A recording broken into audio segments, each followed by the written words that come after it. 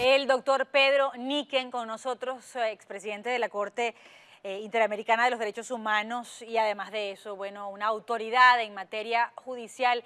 Querido doctor, es un honor para nosotros tenerlo aquí en Aló, buenas noches. Bienvenido. Hola Carla, buenas noches. Encantado de estar con ustedes, con tu público y contigo. Igualmente para nosotros, doctor, el significado que tiene que ahora la Corte Penal Internacional considere que sí hay documentos o de alguna manera pruebas o testimonios suficientes como para pensar y analizar en abrir esa investigación. ¿Eso qué es exactamente lo que significa? Bueno, no significa tanto como tú estás diciendo. Ok. Si tuvieran pruebas, habrían ido más allá. Si tuvieran plenas pruebas, habrían ido sin duda más allá. Ellos lo que están diciendo es que han recibido, digamos, noticias con la seriedad suficiente como para hacer un examen preliminar de la situación venezolana. Sí. Yo quiero recordar que el tema de la Corte Penal Internacional, primero la Corte como tal tribunal no está todavía involucrada, es la Fiscalía. Hay que tener en mente que esa es una corte que funciona un poco bajo el sistema penal anglosajón. Entonces hay un fiscal, un general prosecutor, que recibe información y decide si abre o no una investigación. Todavía el fiscal no ha decidido que abre una investigación, pero ha decidido que tiene un volumen de información suficiente como para hacer un examen preliminar, evaluar el tipo de información y, digamos, considerar que si lo que esa información parece apuntar fuera cierto, habría motivos para abrir una investigación para determinar posteriormente si el caso se eleva a el conocimiento de la Corte, si él introduce algún tipo de acusación contra alguien. Quiero decir que hay dos cosas que debemos tener presentes. Una, que el tipo de delitos que juzga la Corte Penal Internacional son delitos que son extremadamente graves y que no deben verse únicamente a la luz de nuestro sufrimiento, sino a la luz de las razones por las que fue creada la Corte Internacional Penal. Es decir, para atender al genocidio y a los crímenes de lesa humanidad. Los crímenes de lesa humanidad son aquellos que no ofenden solamente a las víctimas directas o inmediatas, no solamente ofenden a la sociedad del Estado donde se cometen, sino que ofenden a la comunidad internacional en su conjunto. O sea que el umbral para demostrar la existencia de estos crímenes es un umbral bastante alto, que probablemente se vea desde una perspectiva distinta entre quienes estamos más cerca de los crímenes cometidos y entre quienes deben analizarlos y evaluarlos desde lejos. Eso es lo primero. Lo segundo, que aquí no va a estar en juego Venezuela como tal. En los casos de violaciones a los derechos humanos, el que es responsable es el Estado. Pero esta no es una jurisdicción de derechos humanos, sino una jurisdicción de carácter penal. Una jurisdicción en la que responde cada perpetrador de los hechos presuntamente cometidos. Entonces se va a juzgar a personas, a oficiales, a agentes públicos, incluso hasta el mismo presidente de la República puede ser juzgado por la Corte Penal Internacional, incluso estando en funciones, porque así lo prescribe el Estatuto de Roma. Ahora fíjese, doctor, le iba a preguntar justo, ¿cuál es el proceso que sigue ahora? ¿Cuánto tiempo tarda? ¿Cuán extenso es? Porque además siempre estamos hablando de la justicia internacional entendiéndola como de largo plazo. Y si es desde el punto de vista individual, las acusaciones que se puedan levantar, si la investigación prospera, ¿estas personas serían juzgadas de qué forma? ¿De qué manera, aún cuando usted decía, estando en el poder? Bueno, mire, lo primero es que eso no tiene un plazo determinado.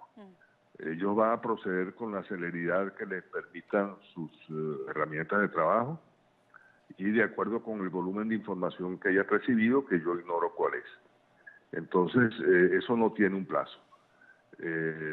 Posteriormente, bueno, habrá que ver cuál es la etapa siguiente. Si ellos pueden decidir básicamente tres cosas, o acusar, o mejor dicho, abrir la investigación propiamente hablando, o considerar que no hay méritos para abrir la investigación, o dejar abierto el expediente para seguir acopiando información.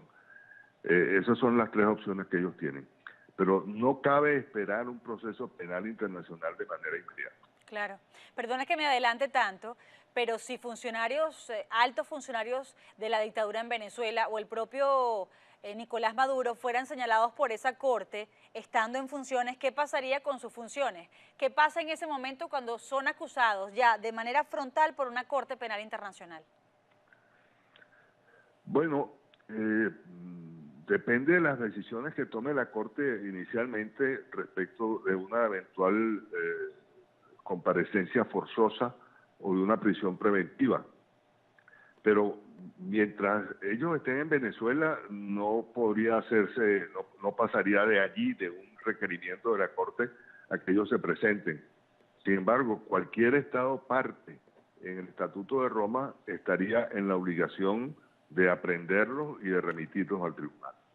Doctor, usted como jurista, cuando escucha que para algunos el diálogo se ha agotado o siempre estuvo agotado porque la dictadura nunca iba a hacer concesiones, el hecho de escuchar al mundo decir que la opción electoral tampoco es una vía porque serían ilegítimas, porque además no son transparentes, porque no están dadas las garantías, que algunos hablen de aupar, como el senador Marco Rubio, a la Fuerza Armada si decide proteger al pueblo, otros que hablen de una intervención militar. Usted como jurista, cuando se van agotando las vías que establece la Constitución, ¿eso cómo lo interpreta y cómo lo hace sentir? Bueno, está surgiendo una situación muy negra para el país. Yo siempre recuerdo las condiciones de la rebelión según Santo Tomás de Aquino, hace ya unos cuantos siglos. Esas condiciones podrían estarse cumpliendo en Venezuela. Quiero decir que hay una causa justa, que efectivamente la hay, que se hayan agotado todos los medios para solventar la situación por la vía pacífica, que eso está en permanente agotamiento en Venezuela y no precisamente por quienes adversamos al gobierno, sino por la terquedad y el sectarismo del gobierno y de los funcionarios del Estado. Luego que los males que se pueden causar con la rebelión sean menores que los que se tratan de suplantar, y eso depende de una apreciación sobre las posibilidades, y por último que tenga posibilidades de éxito, que es lo que yo veo más complicado en Venezuela.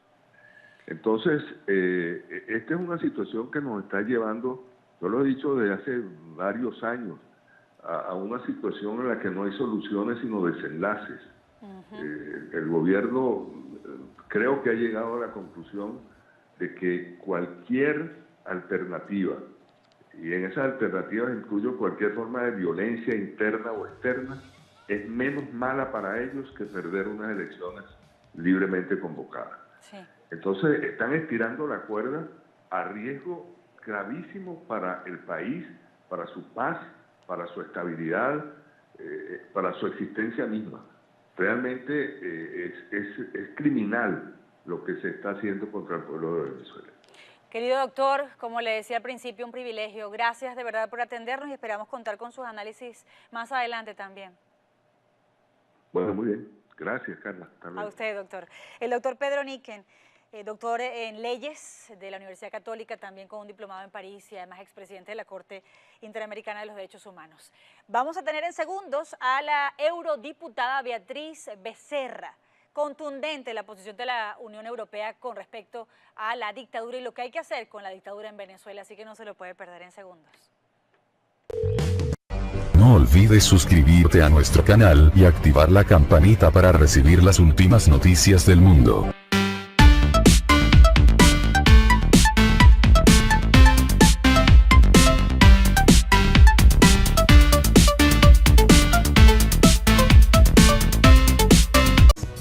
El doctor Pedro Niken con nosotros, expresidente de la Corte Interamericana de los Derechos Humanos y además de eso, bueno, una autoridad en materia judicial. Querido doctor, es un honor para nosotros tenerlo aquí en Aló, buenas noches. Bienvenido.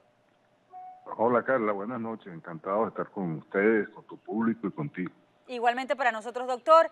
El significado que tiene que ahora la Corte Penal Internacional considere que sí hay documentos o de alguna manera pruebas o testimonios suficientes como para pensar y analizar en abrir esa investigación. ¿Eso qué es exactamente lo que significa? Bueno, no significa tanto como tú estás diciendo. Ok. Si tuvieran pruebas, habrían ido más allá. Si tuvieran plenas pruebas, habrían ido sin duda más allá. Ellos lo que están diciendo es que han recibido, digamos, noticias con la seriedad suficiente como para hacer un examen preliminar de la situación venezolana. Sí. Yo quiero recordar que el tema de la Corte Penal Internacional, primero la Corte como tal tribunal no está todavía involucrada, es la Fiscalía. Hay que tener en mente que esa es una corte que funciona un poco bajo el sistema penal anglosajón. Entonces hay un fiscal, un general prosecutor, que recibe información y decide si ha habido y entre quienes deben analizarlos y evaluarlos desde lejos. Eso es lo primero. Lo segundo, que aquí no va a estar en juego Venezuela como tal. En los casos de violaciones a los derechos humanos, el que es responsable es el Estado. Pero esta no es una jurisdicción de derechos humanos, sino una jurisdicción de carácter penal. Una jurisdicción en la que responde cada perpetrador de los hechos presuntamente cometidos. Entonces se va a juzgar a personas, a oficiales, a agentes públicos, incluso hasta el mismo presidente de la República puede ser juzgado por la Corte Penal Internacional, incluso estando en funciones, porque así lo prescribe el Estatuto de Roma. Ahora fíjese, doctor, le iba a preguntar justo, ¿cuál es el proceso que sigue ahora? ¿Cuánto tiempo tarda? ¿Cuán extenso es? Porque además siempre estamos hablando de la justicia internacional entendiéndola como de largo plazo, y si es desde el punto de vista individual, las acusaciones que se puedan levantar, si la investigación prospera, ¿estas personas serían juzgadas de qué forma, de qué manera, aún cuando usted decía estando en el poder? Bueno, mire, lo primero es que eso no tiene un plazo determinado. Ellos van a proceder con la celeridad que les permitan sus herramientas de trabajo y de acuerdo con el volumen de información que hayan recibido, que yo ignoro cuál es. Entonces, eso no tiene un plazo. Posteriormente, bueno, habrá que ver cuál es la etapa siguiente. Si ellos pueden decidir básicamente tres cosas, o acusar, o mejor dicho, abrir la investigación propiamente hablando, o considerar que no hay méritos para abrir la investigación, o dejar abierto el expediente para seguir acopiando información. Esas son las tres opciones que ellos tienen. Pero no cabe esperar un proceso penal internacional de manera inmediata. Claro. Perdona que me adelante tanto, pero si funcionarios, altos funcionarios de la dictadura en Venezuela o el propio Nicolás Maduro fueran señalados por esa corte estando en funciones, ¿qué pasaría con sus funciones? ¿Qué pasa en ese momento cuando son acusados ya de manera frontal por una corte penal internacional? Bueno, depende de las decisiones que tome la corte inicialmente respecto de una eventual comparecencia forzosa o de una prisión preventiva. Pero mientras ellos estén en Venezuela, no podría hacerse, no pasaría de allí, de un requerimiento de la Corte, a que ellos se presenten. Sin embargo, cualquier Estado parte en el Estatuto de Roma estaría en la obligación de aprenderlos y de remitirlos al tribunal. Doctor, usted como jurista, cuando escucha que para algunos el diálogo se ha agotado o siempre estuvo agotado porque la dictadura nunca iba a hacer concesiones. El hecho de escuchar al mundo decir que la opción electoral tampoco es una vía porque serían ilegítimas, porque además no son transparentes, porque no están dadas las garantías. Que algunos hablen de aupar, como el senador Marco Rubio, a la Fuerza Armada si decide proteger al pueblo, otros que hablen de una intervención militar. Usted como jurista, cuando se van agotando las vías que establece la Constitución, ¿eso cómo lo interpreta y cómo lo hace sentir? Bueno, está surgiendo una situación muy negra para el país. Yo siempre recuerdo las condiciones de la rebelión según Santo Tomás de Aquino, hace ya unos cuantos siglos. Esas condiciones podrían estarse cumpliendo en Venezuela.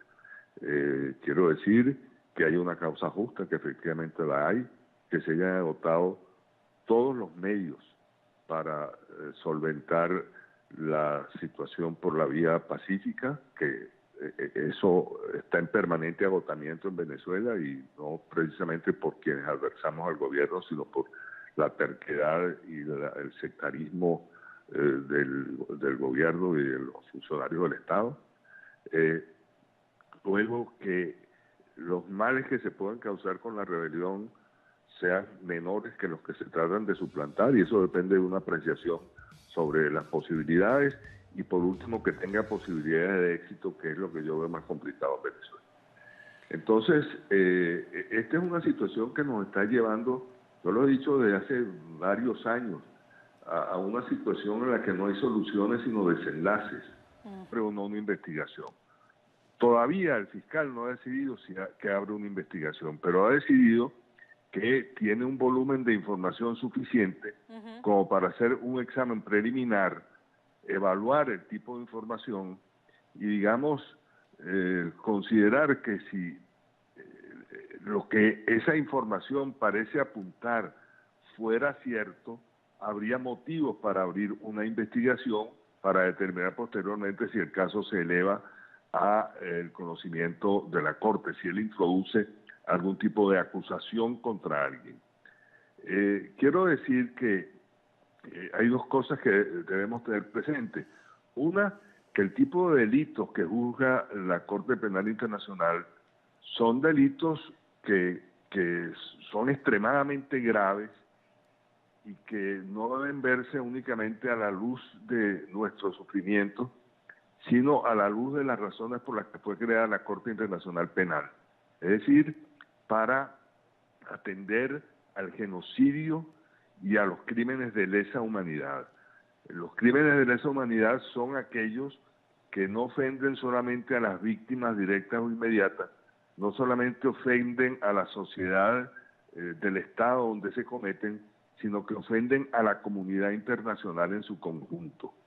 O sea que el umbral para demostrar la existencia de estos crímenes es un umbral bastante alto, que probablemente se vea desde una perspectiva distinta entre quienes estamos más cerca de los crímenes cometidos